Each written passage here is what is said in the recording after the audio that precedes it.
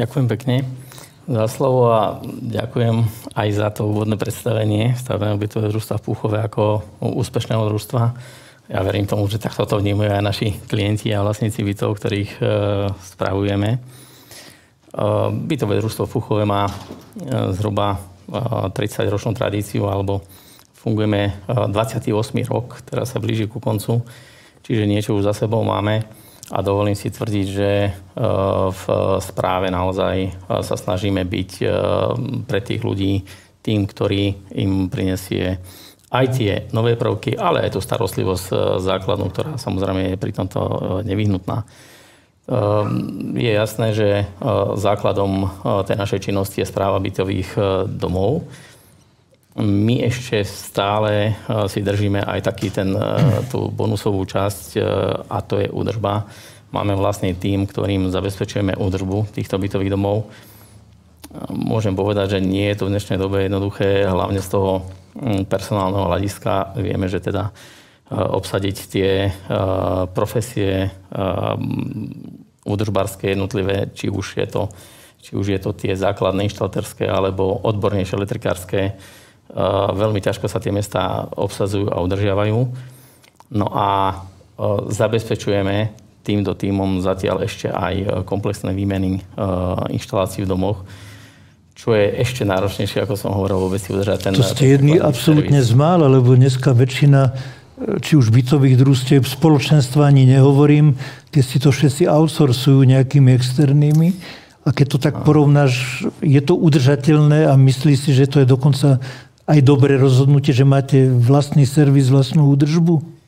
Je to, myslím si, jedna z veľkých výhod, pretože dokážeme tým vlastníkom ponúknuť vlastne ten servis hneď tak, aby sme si ho vedeli manažovať v tých kritických chvíľach. Samozrejme, dá sa to aj outsourcovať. Keby sme nemali zabezpečené to personálne obsadenie, samozrejme, že by sme túto časť nemohli vykonávať. Druhá stránka je tá ekonomická, takže pokiaľ bude ten záujem zo strany bytových domov a tá ekonomika nám bude vychádzať, tak samozrejme máme záujem to udržať. Je to, myslím si, veľký bonus. Druhým bonusom je to, že vlastne aj pri tej výmene rozvodov si vieme zabezpečiť všetky tie súvisiace práce, ale aj tie dokumenty tak, aby naozaj to bolo na poriadku. Takže so všetkými protokolmi a odovzdávacími dokumentami, ako to má byť. Čiže toto máme pod vlastnou kontrolou a ak sa vlastníci tak rozhodnú, tak samozrejme to vykonávame my. To, čo správcov v poslednom roku asi najviac, alebo u správcov rezonovalo, bolo samozrejme vyhláška 503 z roku 2022 a rozúčtovanie nákladov za teplo. No a druhý taký, ešte sa vrátim, kde teda prvý rok sme mali vyúčtovanie podľa novej vyhlášky. Vieme teda, že tie pravidlá boli nastavené, myslím si, že v tom základnom meritku dobre. No a zostáva samozrejme ešte doľadiť nejaké tie drobnejšie spôsoby rozúčtovania, ktoré teda nie celkom zapadli, alebo teda nie celkom sú tak, ako by mali byť čo najbližšie tej spravodlivosti. No a druhý taký balík týkajúci sa tej správy, zákonný, ktorý nás teraz čaká, je zákon 182, ktorý je v novelizácii. No a to budú aj témy na konferencii, kde teda sa podrobnejšie budeme týmto veciam venovať. Ten zákon 182 má teda v tej novelizácii hovoriť o elektronickom hlasovaní. To bol teda predmet zadania do konca roku, to preklopiť z toho pandemického zákona do zákona 182. A teda zajtra je druhé čítanie v Národnej rade a ak sa to schváli, tak už budeme robiť s novým znením zákona. Čo to prinesie, už nejaký ten základ tam je. Skôr ako som ti chcel dať slovo na tú aj vizuálnu prezentáciu, len chcem zvýrazniť, že práve k tomu zákonu budeme mať aj špeciálnu prednášku na našej konferencii a ja pevne verím, aj diskuzné fórum bude k tomu otvorené. Takže skúsime aj tú prezentáciu, lebo ešte povieš nejaký dovetok? Nemusíme, len teraz to zrejme len tak, že Uvidíme, ako sa to zajtra príjme, tá novelizácia, s akými detailami a určite už teraz, ak teda to bude tak, ako je predložený návrh, sú tam niektoré ustanovenia, ktoré si budú vyžadovať ešte nejakú diskusiu, možno nejaké vysvetlenia, možno nejaké postupy a myslím, že to bude mať väzbu aj teda na ďalšie schvaľovacie procesy, či už v bankách alebo na štátnom fonde rozvoja bývania, či to bude postačujúce, tak ako to vnímame a ako to znenie budeme chápať z pohľadu správy. Pálko, teba sa opýtam, či nám nechceš niečo aj ukázať z toho bytového družstva z Púchova, lebo viem, že tam niečo také máš, ale možná tá otázka smeruje k tomu, že v tom kontexte pánov, ktorí hovoria o financovaní, ktorí hovoria o poisťovníctve, čo povieš ty ako riaditeľ stavebného bytového družstva? Využívaš všeobecne služby finančných úverov, takisto poisťovníctva. Aké máš ty skúsenosti s týmto segmentom? Lebo dneska to trošku viac viažeme na tie peniaze, nie na tú technickú stránku obnovy. Určite, hej, je to, dá sa povedať, že až nevyhnutná súčasť tej našej činnosti a toho zabezpečenia tých služieb pre vlastníkov. Môžem povedať, že my máme, ak sme sa na začiatku bavili o tom nejakom rozsahu vykonanej obnovy, tak áno, u nás tiež je cca 80% tých bytových domov minimálne zateplených. Hovorím minimálne preto, lebo ten začiatok, alebo tie začiatky v roku 2000 zhruba 6 boli naozaj iba o zateplení. Vtedy bolo ťažko dohodnúť a schváliť ten náklad na dom aj s tými ostatnými. Teraz si mi nahral, lebo na tejto konferencii bude veľkou témou zateplovanie zateplených spred 20 rokov, takže nech sa ti páči. Áno. Táto téma u nás zatiaľ nie je až tak na stole, ale ide v tých skorších zateplených domoch, ako sa hovorí, tá druhá vlna. A to sú tie výmeny rozvodov, zdravotechnika, výťahy, modernizácia ďalšia. Môžem povedať, že napriek tomu, že tie podmienky financovania, ak sa teda pozerám toto na pána Bartoša zo štátneho fondu, sa pred rokom trošičku ako keby zhoršili. Stále najvýhodnejší produkt, bezkonkurenčný, čiže mám na mysli to percento úrokov ako minimum. Tak napriek tomu to vyvolalo som taký veľký záujem, možno to bola obava z toho, že sa to ešte zhorší, ale môžem povedať, že naozaj my riešime teraz vyše 20, možno 25 domov v rôznom štádiu rozpracovanosti od komplexného zateplenia so všetkým, aj s rozvodmi, s výťahmi, až po tie samé výťahy, samotné výťahy, rozvody, modernizácia. A je toho nebývalo viac ako predtým. Čiže možno aj tá obava, som sám zvedavý na produkty, alebo teda na novinky zo štátneho fondu, pretože to ešte môže ovplyvniť tie hlasovania, ktoré teda budú na začiatku roka. Môžem povedať, že využívame a využili sme aj v tomto roku produkty alebo v minulom roku, Šegro bolo zo Slovenskej sporiteľne. Tam nám veľmi pomohlo tie produkty, ktoré v rámci nejakých eurofondov alebo teda iných balíkov Európskej centrálnej banky a tak ďalej mali zvýhodnené úroky, pretože nie všetky domy sa rozhodnú pre ten rozsah, ktorý vyhovuje podmienkám štátneho fondu. A tam sa nám podarilo veľmi, veľmi prúžne a aj výhodne 3 domy spraviť. Poviem, že začínali sme niekedy v októbri a v decembri sa to už končilo. Nakoniec sa museli dočerpať aj tie úvery, takže sa spravili tie 3 domy na komplet, čo bolo teda veľmi vítané. Takže aj tie ostatné produkty z bank sú pre nás zaujímavé a tak, ak sú na trhu iné produkty ako bežný úver, tak aj na tých vlastníkov to samozrejme má vplyv, pretože každá tá jedna výhodnosť a tá finančná úspora robí svoje. Takže spolupracujeme rovnako poisťovne. To je základ a tam je to, povedal by som, že veľmi intenzívne.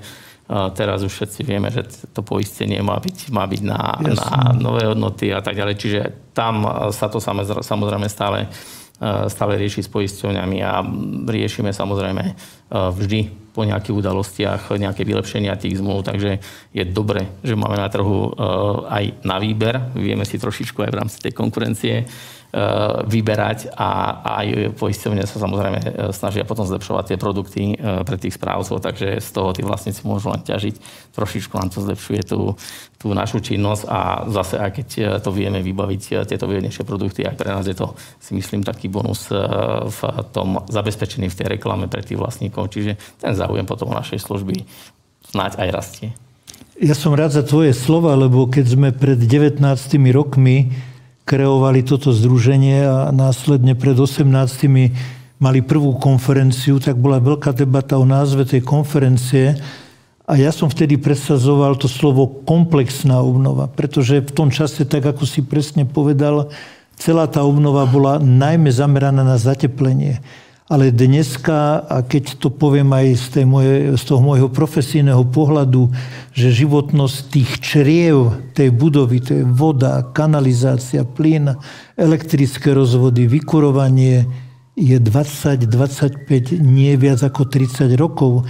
Ak chceme predchádzať, tak ako sme videli tie niektoré nepekné obrázky rôznym haváriám, najmä z hľadiska rozvodov plynu, rozvodov elektrické energie, prípadne aj výťahov, tak tie hodnoty 20-25 rokov sú relatívne hraničné. A ja som veľmi rád, že si to potvrdil, že popri tom zateplení, ktoré samozrejme alfou, omegou znižovania energetickej náročnosti, sa v rámci tej obnovy venuje aj technickým systémom. No a keď si tak pekne hovoril aj o poisťovníctve, máte niečo aj od Premium? Od Premium. Chcel som premostiť, ak som sa netrafil, tak prepáč. Komplexné poistenie nie. Samozrejme sledujeme aj celý ten balík ponúkaný a z času na čas prehodnocujeme samozrejme aj podmienky ponúkané jednotlivými poisťovňami, takže spolupráca nie je vylúčená. Samozrejme treba mať to nastavené zase tak, aby sme vedeli vlastníkom zdôvodniť výhodnosť. Valko, na teba mám špeciálnu otázku, lebo viem, že si sa pripravoval na odpoveď. Ty vedieš sekciu správa a my sme, a to teraz naschvál aj tak poviem, my sme relatívne džentlmenská organizácia. My tam pozývame aj iné združenia, ktoré sa venujú správe. My hlavne z toho technického a finančného aspektu, ale sú tam združenia ako Slovenský zväz bytových družstiev, Združenie bytových hospodárstiev, Združenie spoločenstiev vlastníkov bytov. Čiže je tu viacero segmentov, viacero združení. Ako vyzeráme na našej konferencii? Ja si pamätám ako odborný garant, že som poslal ponuky. Nie všetci ich. Združenie užívateľov nehnuteľností som skoro zabudol. My sme im poslali všetkým, ale myslím si, až na jedno alebo dve sa skoro neozvali. Je to tak. Možno je to aj tým, že ten november a koniec októbra a ten november hlavne je veľmi intenzívne popredkávaný tými ostatnými konferenciami. Každé to združenie si robí aj svoju konferenciu. Čiže sú aj také valné zhromaždenia, zrejme tie združenie. Áno, tie dokonca sa nám tento rok, týždeň pred nami prelínajú dve konferencie v úplne rovnakom termíne. Čiže to má samozrejme vplyv jednak asi aj na ich účasť, aj na účasť tých správcov a ľudí, ktorí chodia na tie akcie. Z môjho pohľadu je to škoda, že sa možno nezúčastňujú napriek tomu za tie združenia tí zástupcovia, pretože myslím si, že majú čo do toho povedať, do tejto problematiky, manažujú a majú pod sebou ich správcov a teda aj tá vypovedacia hodnota od nich si myslím, že je dosť relevantná. Teraz je to obdobie také hektické, takže si myslím, že z pohľadu tých zase legislatívnych úprav, takže si myslím, že by to bol vhodný doplnok. Ja predsa len teda k tomu ešte naviažem. Tie pôvodné otázky? Áno, tie pôvodné otázky.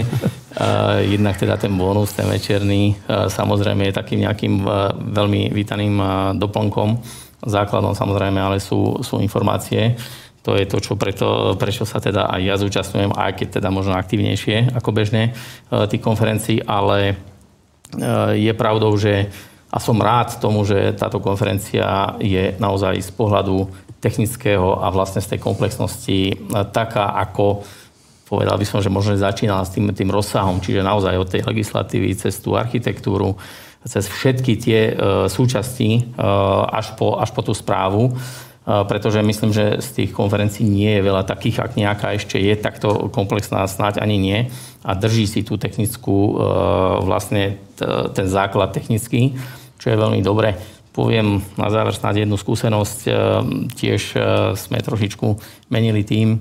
Máme tam, už dá sa povedať, že väčšinou mladých ľudí v tom týme a postupne ako sa zabiehali, tak sme sa snáď pred rokom alebo tak nejak zúčastňovali tiež tých konferencií, aj títo mladší kolegovia.